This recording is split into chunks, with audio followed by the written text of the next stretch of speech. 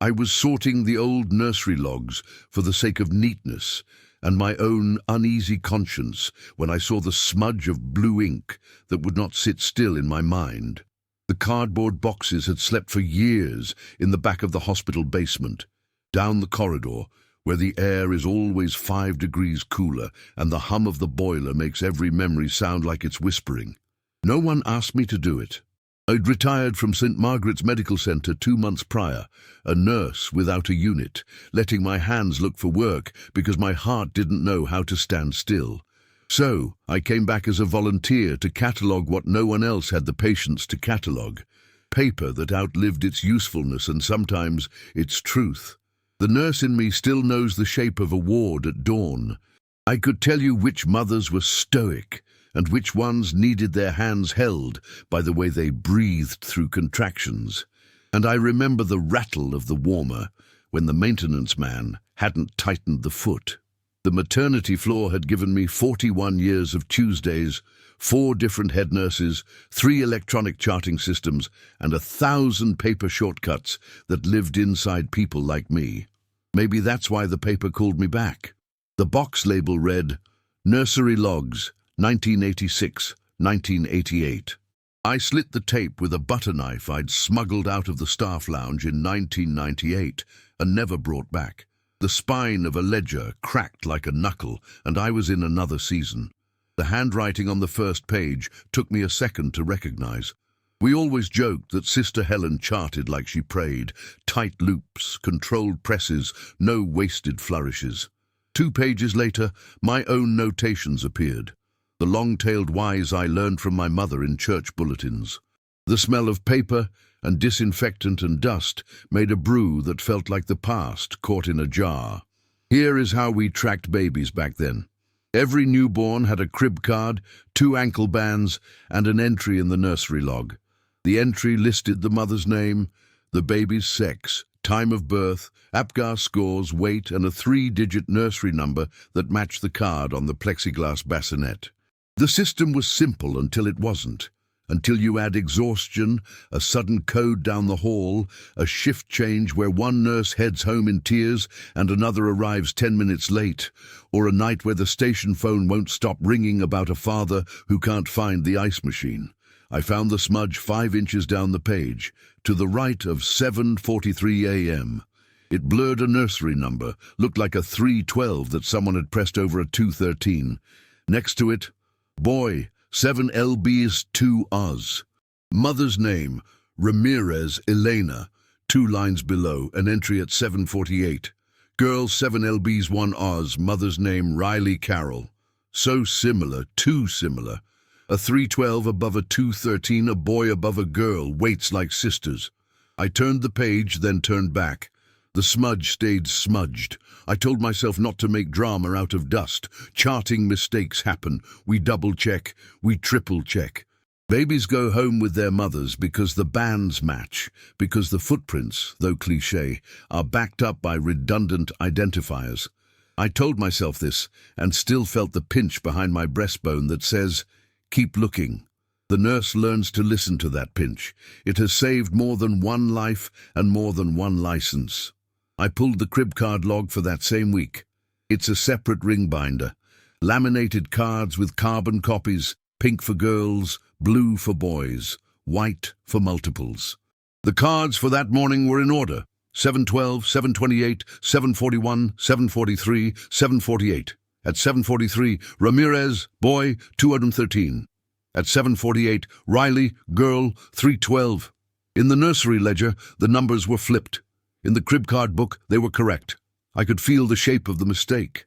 A tired nurse, me or someone like me, copying numbers into the log at the end of a 12-hour shift and transposing 2 lines. It should have been harmless, a mistake in the ledger, not in the baby bands. But the bands were also recorded on a separate sheet that Sister Helen used to call the belt and suspenders. I paged to the band record, 7:43, Ramirez, boy, band 1087, crib 213. 7:48, Riley, girl, band 1088, crib 312. The numbers on the band sheet matched the crib cards. The ledger alone had the flip. I should have closed the book. I should have said, "Martha, you're being theatrical. The triple system worked. Go home and thin out your rose bushes and stop looking for sins in old paper." But the smudge nagged. It wasn't the switch itself. It was the way the ink had been pressed twice, as if someone on that morning noticed the flip and tried to fix it with a pen that ran a little. I put the ledger aside and pulled the discharge log for that week. We had a custom. Before discharge, a nurse would reconcile the mother's wristband number, the infant's band, the crib card, and the ledger entry. 4 checks before the car seat left the bay. We initialed the reconciliation column like we were signing a treaty. That morning's discharges were initialed MW, my initials. I felt the air go thin. I traced the line with my finger, reading my own careful script from 36 years back. Bands matched, bands cut at bedside, mother and infant footprints scanned, crib card surrendered. Next to Ramirez, MW. Next to Riley, MW. The nursing station had been busy that week. I can still see the pink elephants and blue balloons tied to the rail, the florist's poor fern dying in the corner because no one knew how much to water it. I could see myself with a pen behind the ear, rotating bands around chubby ankles, listening for that soft click of plastic closing. I tried to picture the babies and felt at once that I shouldn't. I had to stay with the paper. I took the ledgers to the volunteer office, locked the door, and sat with a legal pad. The procedure is muscle memory. You don't accuse, you hypothesize, you verify, you document, you pull a second pair of eyes. I wrote the facts. 1 smudge, 2 numbers, a potential transposition in the ledger, crib cards and bands that align with one version, not the other. I wrote the risk.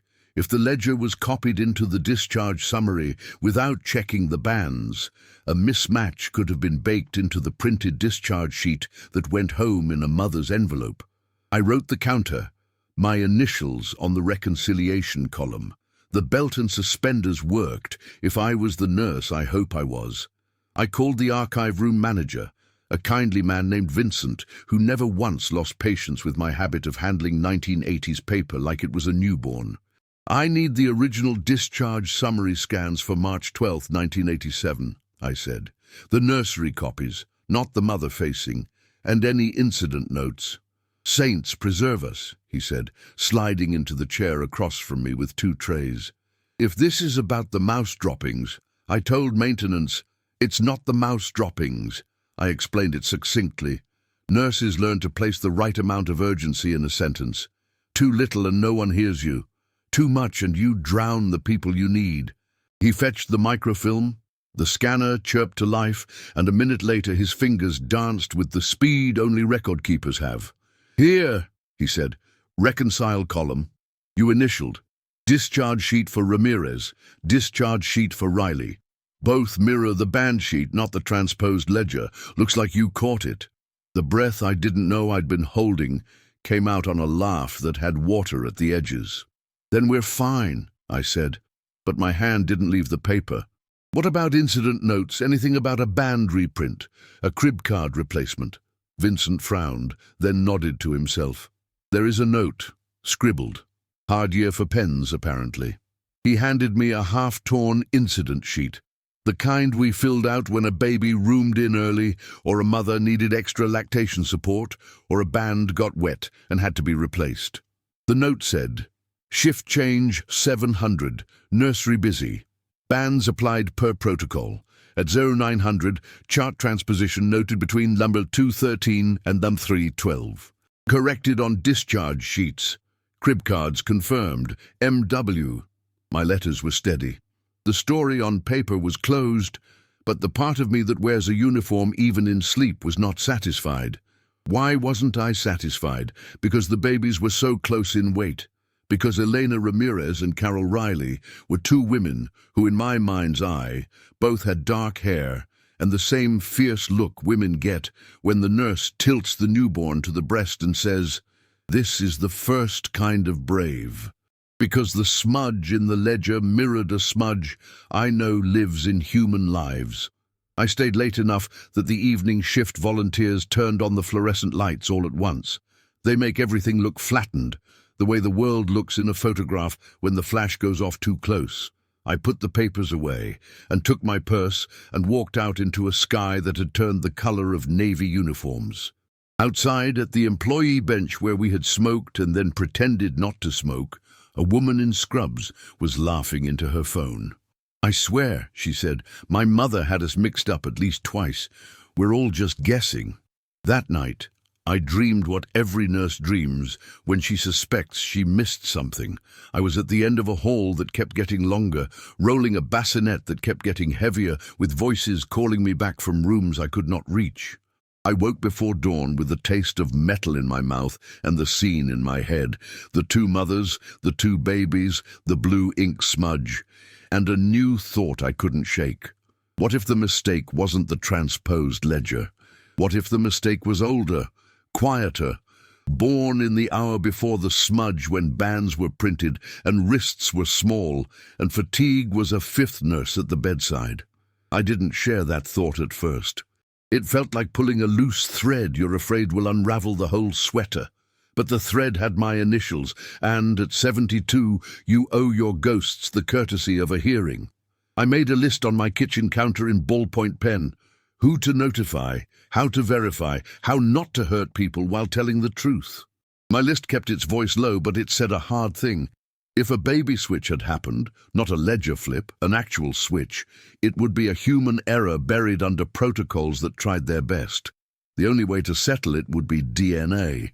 The word looked ugly on my counter, all sharp angles and certainty. I didn't want to be the retired nurse calling strangers to say, "Your mother might not be your mother." I didn't want to be the reason anyone doubted their childhood, their features in the mirror, the joke about how the middle child got grandma's nose. But I also knew this: a truth delayed is not a kindness. It's a storm building out at sea. Sometimes it breaks harmlessly, sometimes it comes ashore. The next morning I dressed like I was going to church. Navy skirt, cardigan, low heels, hair pinned back the way the head nurse liked when head nurses were head nurses and not job titles on a badge. I carried a folder with copies, not originals, and I went to see the only person who could tell me how to take one more step without making a wildfire of it. The hospital risk manager. He was younger than my granddaughter and had a law degree that winked from his wall. He offered me water. I asked for coffee. Some truths are too heavy for water. I placed the copies on his desk. "I need you to read these," I said, "and then I need you to understand that I'm not accusing anyone, but time." He read like men read, from top left, no looking up until he'd reached the end. When he did, he tapped the smudge with a nail. "To be clear," he said, "the discharge paperwork reflected the correct banding?" "Yes. And there's no complaint on file, no malpractice claim, no fallout?" "None that I know." "Then what is your concern?" I folded my hands so he wouldn't see the tremor that's been there since I stopped holding other people's wrists. "My concern is that we might have had a band misapplied before the ledger was corrected. My concern is small and hard to substantiate, and the kind that keeps people like me awake for decades. If I am wrong, I want the record to show that I asked and we checked. If I am right, I want us to be the ones to call the families with humility and a plan." He nodded slowly, as if weight was settling evenly across a bridge. "You understand what this could mean to them?" "I do," I said. "And I also understand what it means to live with a question, because no one had the nerve to ask it when it was only a question." He reached for a pen and a legal pad. "All right," he said. "Let's see if we can follow the question without breaking the fragile things around it." That was how it began, with a smudge in blue ink, a retired nurse in a skirt too formal for a Thursday, and the first quiet steps of a process that would test the tensile strength of love and truth in equal measure. Risk management made a plan the way hospitals make plans, like building a scaffold around a house so you can replace the roof without knocking down the walls. It had 3 parts. First, we'd audit that entire week's admissions and discharges, recheck every band, crib card, and log entry for corroboration. Second, We'd attempt discreet contact with the two mothers of record, if they were living, and with their adult children, to explain what we'd found and what we could not know without DNA. Third, we'd engage a neutral third-party lab and a family counselor before any results could be read or conversations recorded. It was not a drama. It was a ladder. The audit took 3 days and yielded nothing new besides a few chuckles over the names we'd forgotten.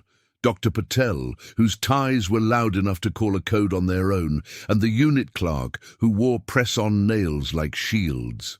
Everything in the paper universe said the mix-up lived in the ledger only. Everything in my chest said, lean forward. The first call we placed was to Elena Ramirez. She answered on a landline in a voice that carried a valley wind from New Mexico to Illinois. I had my boy at St. Margaret's in '87, she said before I asked. He was due in April and came in March, because that's the kind of man he is, early, eager, and always apologizing after. We didn't tell her the whole thing on the phone. The risk manager, Miles, spoke like a decent man, trying to open a door without startling the cat behind it. Mrs. Ramirez, we're conducting a historical audit of our nursery records to ensure our documentation is accurate. We came across a small inconsistency from the week your son was born. Would you be willing to come by or join us on video to help us reconcile some details? We would provide support on our end. She laughed. You're telling me you lost his footprint and you need his foot again. In a manner of speaking, Miles said, smiling with his voice. She said she could drive up on Saturday. Bring coffee, she said. Not the hospital kind, the good kind. I'll bring tamales. That was how I knew we would be all right, even if we were not. The second call was to Carol Riley.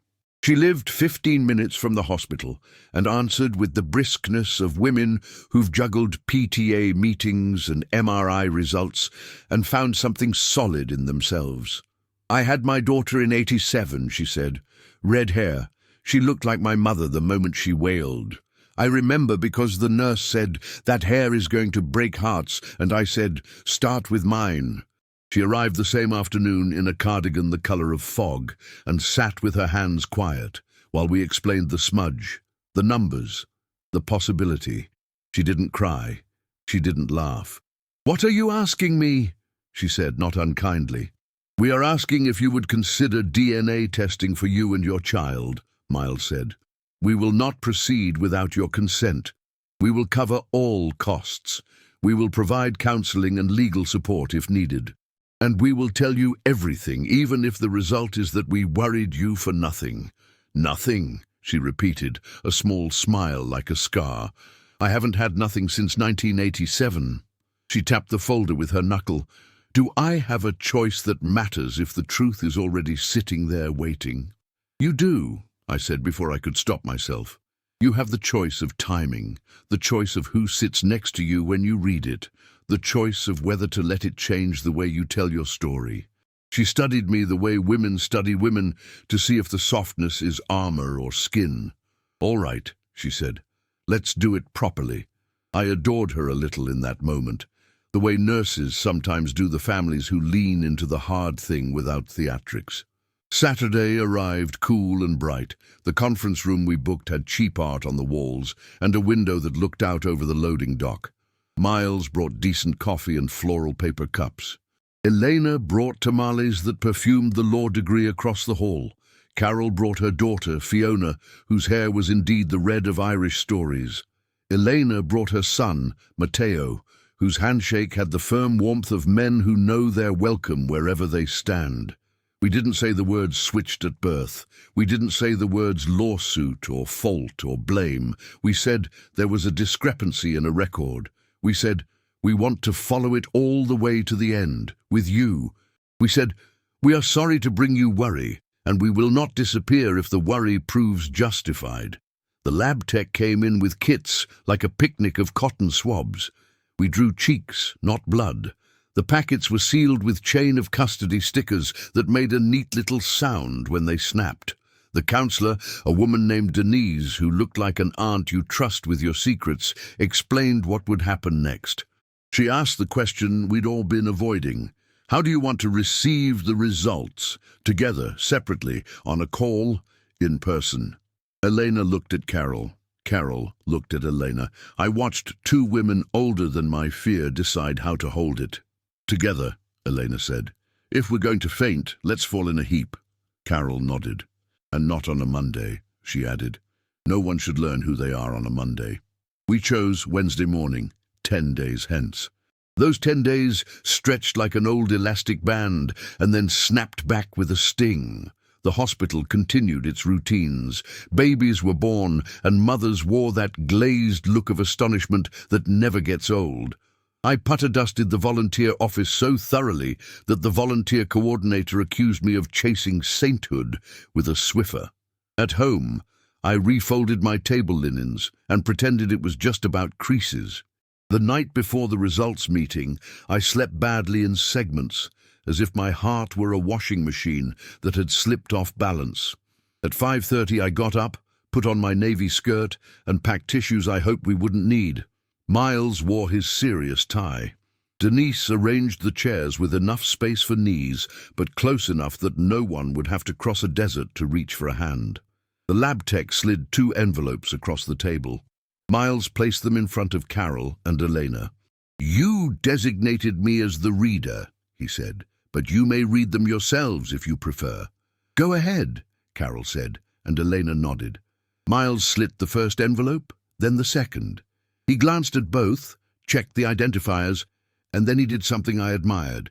He paused. He met each woman's eyes. He let the room know that no matter what came next, he saw them. Then he read. The analysis indicates that the probability of maternity between Ms. Riley and Fiona is less than 1%. The probability of maternity between Ms. Riley and Matteo is 99.9999%. He opened the second envelope. The analysis indicates that the probability of maternity between Ms. Ramirez and Matteo is less than 1%. The probability of maternity between Ms. Ramirez and Fiona is 99.9999%. Elena inhaled, a sound like wind over a canyon mouth. Carol exhaled, a sound like a kettle set down on a trivet. Fiona's hand found Elena's before her mind caught up. Matteo's hand found Carol's with the unself-consciousness of someone plugging a cord into the obvious outlet. The room didn't explode. It settled, as if a picture crooked for 36 years had been nudged straight. Then the aftershocks came. Elena laughed first, a quick, shocked sound that was part sob. I always wondered, she said, about the red-haired baby in the nursery that morning. I told my sister. She cried like mine. Ota, my sister said, all babies cry the same, you sentimental fool. I guess some cries are a little more familiar than you think. Carol looked at Fiona as if acquiring a painting she'd been standing in front of for decades. She touched Fiona's cheek, where a freckle sat like punctuation. Then she looked at Matteo and shook her head softly. You brought me coffee every Sunday morning since you left for college, she said. You called me when your car made that clicking noise. I told your father you needed new brakes, and I was right. None of that goes away. None of that is incorrect. Denise leaned forward. You get to keep what you've lived, she said. Nothing in these envelopes invalidates the life that happened. Fiona hadn't spoken, her eyes glistening too dangerously for words. When she did, it was with both levity and ache. Well, she said, somebody owes me 36 years of sunscreen tips from the Mexican side of the family. Elena laughed and cried in the same breath. Mija, she said without thinking. The word landed in the air between them, awkward and perfect. We did what people do when the ground shifts. We looked for a table and food. The hospital cafeteria was the wrong place for this, so I booked the small conference room with the sofa that had survived 4 upholstery trends. We set out water and bad cookies, and from Elena's bag, good tamales wrapped in foil. Carol called her husband Bill, who arrived grey-faced and noble. Elena called her sister, who drove up with a cake she'd apparently kept in her freezer for miracles. Fiona and Matteo sat on the sofa with cups of water balanced on their knees and traded origin stories like kids at a sleepover. "I was a colicky mess," Fiona said. "Mum says she walked 10 miles around the kitchen with me." Carol nodded. "She liked the night shift from day one." "I slept through everything," Matteo said. "Except thunder. Thunder I still don't like." "Babies can hear thunder?" Carol asked no one in particular. "Some babies can hear everything," I said. "They just wait until you're ready to listen." We established the obvious facts. None of the families wanted to sue. "What would we win?" Bill said. "A headline that makes people think we're mad at nurses? We're not mad at nurses. We're mad at entropy." Miles had prepared releases, statements acknowledging the finding and the family's decision to let the hospital document the error and contact the state registry to append a note to the original birth records. We spoke of logistics, amending medical histories, adding allergies to charts, sharing pediatric quirks belatedly. We spoke of holidays, not as negotiations but as possibilities. "Thanksgiving is chaos anyway," Elena said. "What's 2 more chairs?" There were tender bruises under the humor. Fiona admitted she felt strange, like I have a second mirror, and asked if it would be disloyal to look. Carol said that love wasn't a limited resource and that loyalty didn't require willful blindness. Matteo confessed he felt a little foolish for not seeing himself in his parents' faces, and Bill confessed he'd always thought Matteo's jawline looked like the mailman, and then blushed and swore. We laughed too hard, not because it was so funny, but because laughter lets tears travel without derailing the train. When the cake was cut and the tamales retired, Eleanor pulled from her bag a small crocheted cap the color of egg yolk. "I made this in March of '87, she said. "I thought I'd lost it in the move. It turned up last week in a box of yarn." She looked at Fiona. "It's too small for you now, but I want you to have it." Fiona took it with a softness that made me look away. "I have something too," Carol said. She reached into her purse and took out a keychain with a plastic frame. Fiona's hospital footprint. I mean, Elena's daughter's footprint. She put a hand to her chest, embarrassed by the tangle. "Oh, Lord, we're going to need new pronouns." "We can take our time," Denise said. "We can make a glossary if we have to." We did some housekeeping the next week. The hospital filed a corrected record with notes for future clinicians. The families added one another to the emergency contact lines not because a form demanded it, but because life often does. We scheduled a meeting with the state birth registry. They were gracious and grave. A quiet memorandum went to the maternity unit, a reminder of why protocols matter, not as accusation, but as anatomy lesson. I spoke to the current crop of nurses in their scrubs with bright patterns, and I told them what I tell you now. Check the band twice, and when your spine hums, follow it kindly but firmly to the end. People asked me later if I felt guilty. The word guilt is a blunt instrument. It can pound a person flat, or it can build a bench. I chose the bench. I felt responsibility, not for the switch, which may have happened in a flurry before my shift began, but for the courage to face it. I felt sorrow for the years of medical history not shared as precisely as they could have been, and gratitude that both Fiona and Matteo had lived in families who took allergies and asthma and broken arms to the doctor without fuss. I felt awe at the elasticity of love, the way it can snap and then find a new, larger shape without losing its integrity. A month after the results, we had what Eleanor called a practice holiday. No turkey, no pressure, just a Saturday afternoon at a community centre with collapsible tables that wobble until you find the sweet spot. We made a buffet of 2 kitchens worth of recipes. Fiona brought green bean casserole because she wanted to honour the Midwest. Elena brought chile verde because she wanted to remind Fiona that spice has 1,000 shades. Matteo brought a lopsided pie that tasted like kindness. Carol brought, of all things, a chart she'd made with medical histories, because she is who she is. We ate and told stories and made room. Near sunset, when the light turns kind and even ugly chairs look photogenic. Fiona came to sit beside me. "Do you think it would have been different," she asked, "if we'd found out when we were 5? Or 15? Or 50? I considered my answer like a nurse considers a dose. "Different, yes," I said. "Better or worse? That's a question for a jury that doesn't exist. We have this. We have today and a table. That's the prescription we can fill." She nodded. "I'm going to call Elena Mama Elena," she said. "And my mom is Mom. I think that'll keep the compass pointed." I hugged her with the precise pressure you use on anxious patients, just enough to say, "You're here." When the room was mostly quiet and the leftover containers were labeled with masking tape, Carol came over and took my hands. Her palms were warm, the way hands are warm when they've been used well. "Thank you," she said. "Not for the mistake, for the courage to chase it, for the way you told us, for the 10 days you watched us not sleep." "I am sorry," I said, and meant it. "And I am grateful. Not every truth earns a cake. Every truth deserves a table," she said. "Even the wobbly ones. If you passed that conference room now, months later, you'd see a photograph taped above the light switch. 4 people shoulder to shoulder, 2 women who learned their motherhood was wider than their mirror, 2 adults who learned their beginnings were more complicated than a scrapbook page. No one looks broken in it.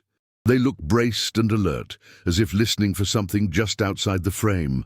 A nurse's steps, maybe, or the soft click of a plastic band closing with the promise we always meant it to carry. I keep the smudged ledger photocopy in a file at home, labeled "Finish What You Begin."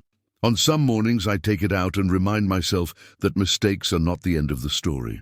The end, when it's kind, is a table, a shared plate, a glossary written together, and a promise to check the bands again, twice and kindly, and with the patience of people who know that every entry in every book is the beginning of someone's life.